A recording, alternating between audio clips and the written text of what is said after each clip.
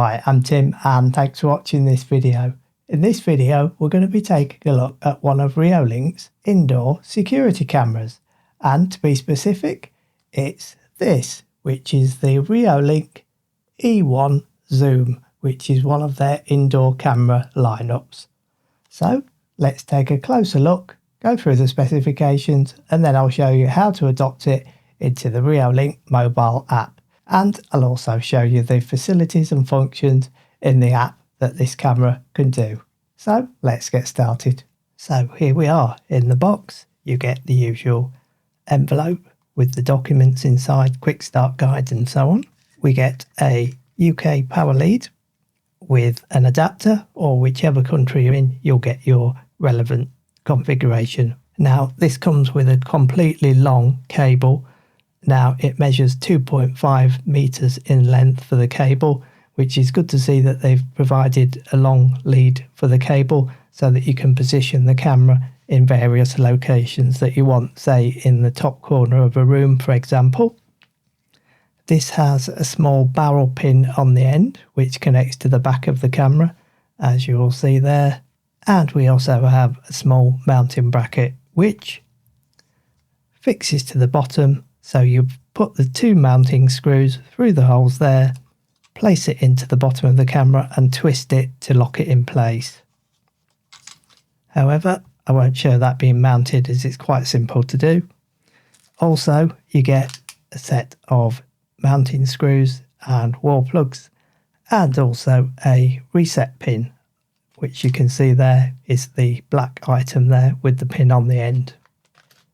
Then of course you get the camera itself, which is the Reolink E1 Zoom, which is one of their indoor cameras, so it's designed for indoor use only. Now if we peel the protective film over the lens, so we take that off, put that to one side, I'll be able to show you the camera in detail.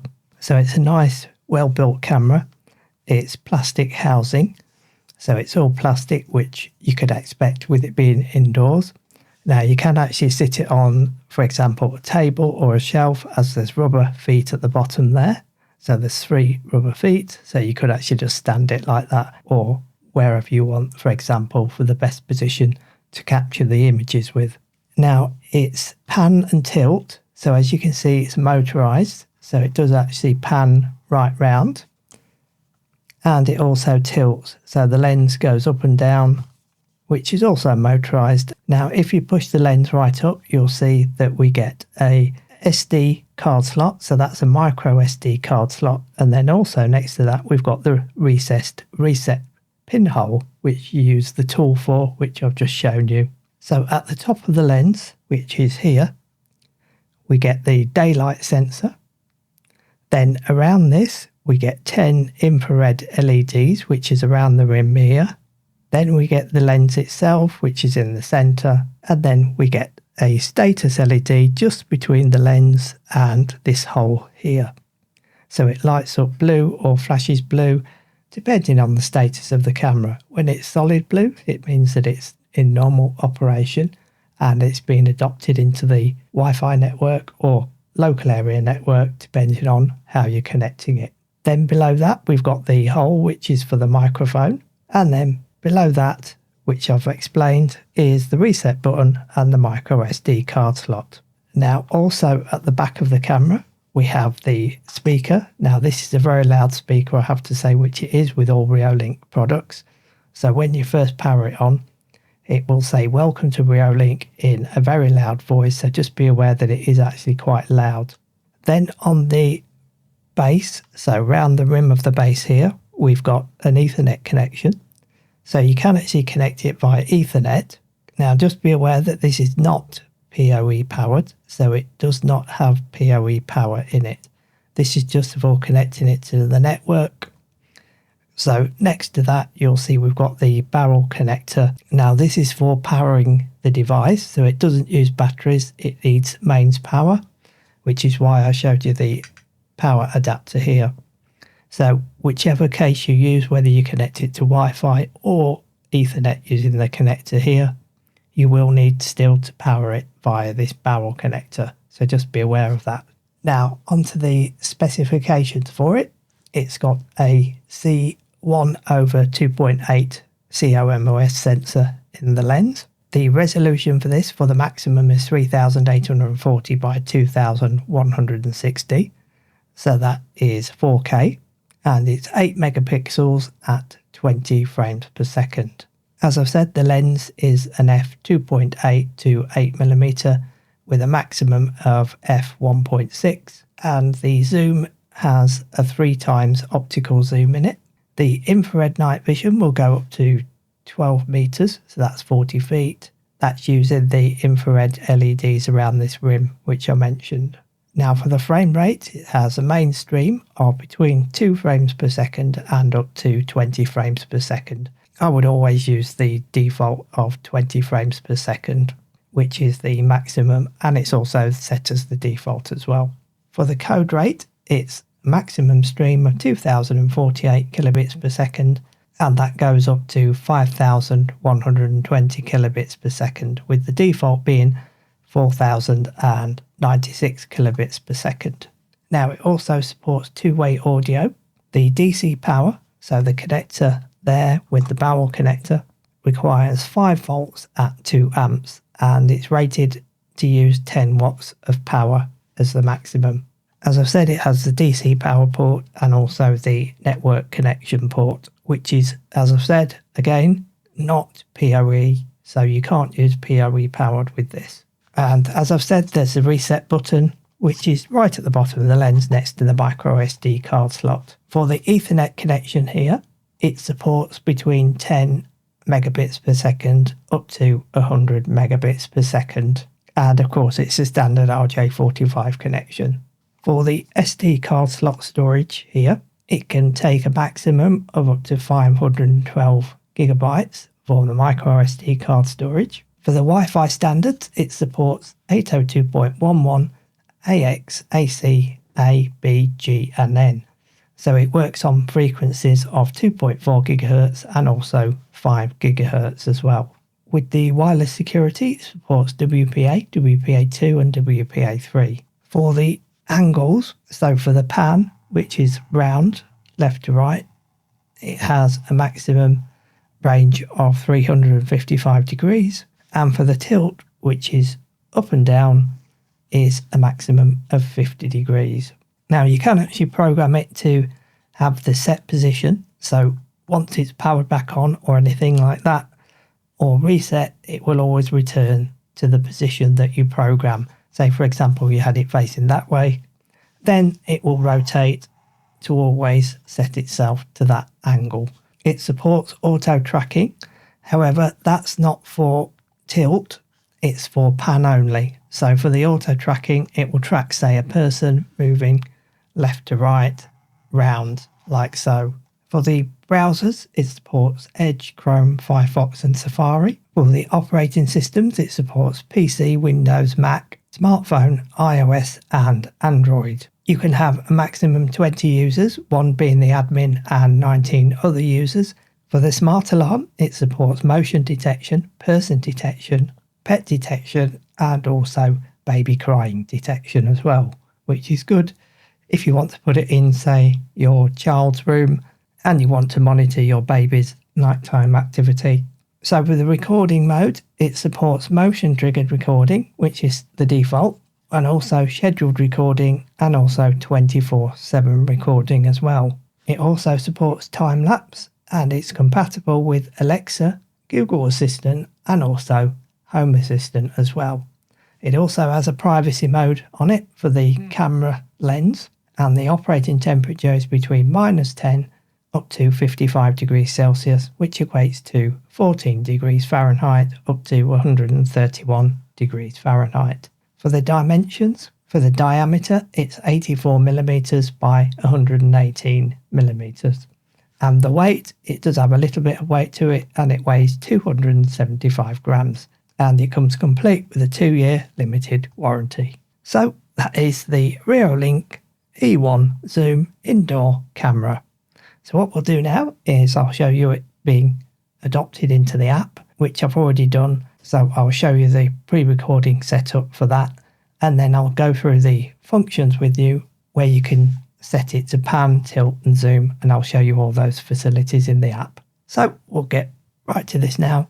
So basically what you do once you've installed the app on your mobile device is you click Add Device in the center, and then this will take you on to the next option where it will request to scan the QR code from the device. Now just make sure that you have Bluetooth and location enabled as well, as it will need to use those options to be able to initially detect the camera before it's connected to your Wi-Fi. So then you can see we're now scanning the QR code, which I've already taken a photograph of. And then once you've done that, it will ask you to choose the network option. So what we chose is the second option, which is configure Wi-Fi via Bluetooth. So once you've selected that option, it will then take you into the next screen, requesting you to insert the micro SD card. Now it's quite awkward and fiddly to insert the micro SD card, as once you put it in, it's awkward to lock in place.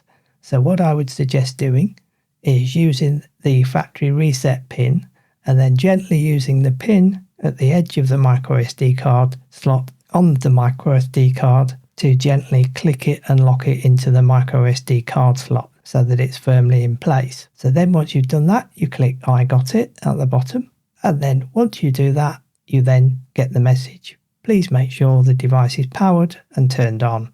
So obviously make sure it's powered and turned on, then click next. Then what you need to do is select I have heard the voice being played by the device. That's of course if you've heard the loudspeaker playing the welcome to Reolink message. So what you would do is select the dot and then click next, and then it will say connecting to device. So you'll get a message saying asking you to request location access. So I would select while using the app, and then again allow Reolink to connect and determine the relative position of nearby devices. So what you would do is select allow, then it will attempt to connect to the device.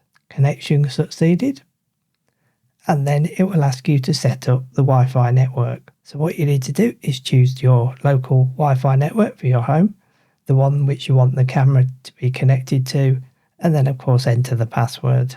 So once you've entered the password, click next, and it will then connect to your Wi-Fi network. It will take just a few seconds to do this. Then you'll see we get the tick and then device initialization. So once the device starts initializing, you'll then need to give it an admin password and also create a user admin to access the camera and to be able to add it into other Reolink applications. So this is the admin password and username for the device itself and not for the app. So it's creating an account for the actual device. So do remember these details, as you will need them if you want to add them into a Reolink app on another device. Then it will ask you to name the device. So I put, as you can see, network cabinet, and then click next. And then you'll get the statement of compliance, which you just need to accept. Then it will go to initialization complete. So all you do is click finish. And then it will continue and finish initializing the device. And then you'll see we get a picture. So all you need to do is click done, and then it will take you into the Reolink app where you can set up the device. So now that we've initialized it, what we'll do is I'll take you in and show you a quick tour of the functions of the camera. So pan, tilt, zoom, and so on. So we'll get to that now. So here we are with the Reolink app on my Samsung Galaxy tablet, and you can see that we've got the video in the window there. So if we click the gear icon, this will bring up all the settings for the device, and you can see you can select the detection alarm, where you can set person detection, animal, crying sound, motion detection. You can also set, as usual, a non-detection zone, and you can also have auto tracking enabled. You can get the tracking type as person or animal. So for tracking, you can detect those. Say, for example, if you've got a pet at home and you want to keep an eye on that in the house, then you can set that to pet. So you get the horizontal tracking range, which you can set. You can set the schedule, object stops, object disappears, so you can set timers for those. So there's various options for the pan and tilt options. You can set push notifications, email alerts, FTP, siren, privacy modes, share the device. So if you want to share it with other people just outside of your family, then you could do, if you've got a neighbour keeping an eye on your premises, for example. Then at the bottom of the screen, we've got the talk. So you can have a two-way talk option with that. You can select a clip. You can set the PTZ options. So if you click on PTZ, you'll get this like joystick control, where as you can see, if you click, it will move the camera, as you can see in the video window. So you can move it up, down, left and right, and so on. You can also change the zoom, so you can zoom in and out. As you'll see, it just zooms in slightly and out slightly. You can also set the focus, so it's set to automatic focus at the moment, but if you want to change the focus, then you can do.